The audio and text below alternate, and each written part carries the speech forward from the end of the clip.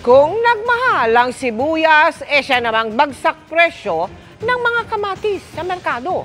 Umaaray ang mga magsasaka sa pagkalugi, kaya apila ng isang grupo. Magkaroon daw ng floor price o pinakamababang presyo na pwedeng bilhin ang kamatis. Nakatutok si Maki Pulido.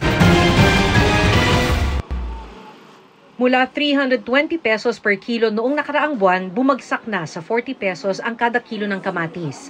Kaya mula sa matipid na paggamit ng kamatis sa pagluto, ngayon pwede na raw uli ang maramihan. Isang kamatis na lang sa bawat luto. Pag mahal ang kamatis, kasi 20 pesos bawat isa yata isang kamatis. O noon. Kung pabor ang presyong ito sa mga mamimili, ikinalulugi naman ito ng mga nagtanim. 4 pesos lang kada kilo ang benta kahapon ng magsasakang si Frederick Miguel ng Nueva Ecija. Ang 9,680 pesos na kabuang benta, babawasan pa ng pambayad sa mga kasamang namitas ng kamatis at truck na naghatid ng produkto. Abonado pa siya ng 600 pesos.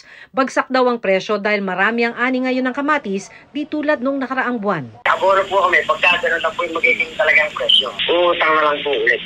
5 pesos per kilo naman ang benta ng magsasakang si Raimundo sa inani niyang kamatis. Malayo sa 15 pesos kada kilong presyo para sana kumita. Sana naman magawa ng palaan ng gobyerno kung paano mariremedyohan kaming katulad kung ganito ang nagiging kalagayan. Halos taon-taon na itong problema at umaabot pa sa puntong itinatapon na lang sa gilid ng kalsada ang kamatis. Sabi ng grupong Sinag, kung may maximum suggested retail price, sana may floor price din o pinakamababang presyo na pwedeng bilhin ang kamatis. Nakikita lang natin presyo mababa ang kamatis. Masaya lahat and we're okay with that. Pero yung bahagi ng mga producers natin, at least man lang sana, mabawi yung puhunan. Magkaroon sana ng floor price.